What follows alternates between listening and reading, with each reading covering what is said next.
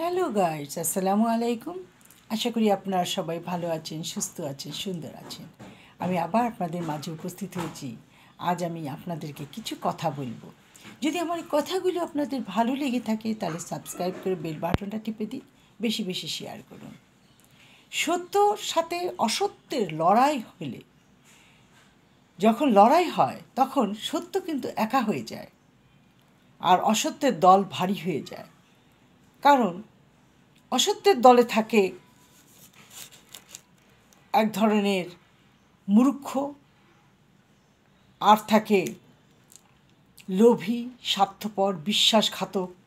এরা কিন্তু অসত্যের দলে থাকে, আর সত্যের কাছে সত্য একাই থাকে।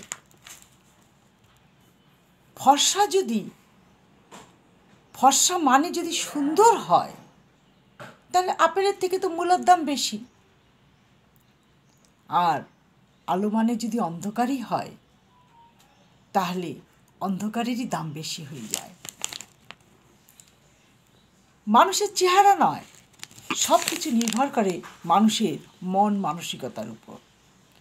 আপনার পায়ে যদি জুতা না থাকে তাহলে হাতে বইটা রাখেন, কারণ জুতা আপনাকে কিছু দূর চলতে সাহায্য করবে, কিন্তু বিদ্যা সে আপনাকে বহুদূর নিয়ে যাবে। আপনার জ্ঞান গরিমা সব বৃদ্ধি করে দিবে। জানেন, সাপ পিঁপড়া খায়, কিন্তু সাপ যখন মরে যায় তখন পিঁপড়াই সেই সাপটিকে খেয়ে ফেলে। জীবনে চলার পথে অনেক বাধা বিপত্তি আসে, আর সেই বাধা বিপত্তি যদি আমরা পার হতে না পারি তাহলে জীবনে কোনো দিন সাফল্য লাভ করতে পারবো না। জীবনে চলার পথে সমস্ত বাধা বিপত্তি আমাদের দূর করতে হবে।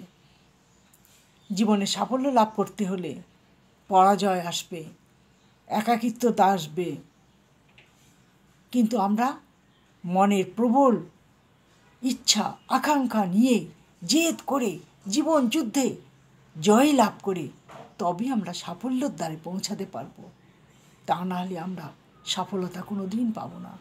অলস হয়ে বসে থাকলে, হাত গুটিয়ে বসে থাকলে কোনো দিন সাফল্য নিজের দরজায় এসে দাঁড়াবে না। আজ এই পর্যন্ত। ভালো থাকেন, সুস্থ থাকেন। আল্লাহ হাফেজ।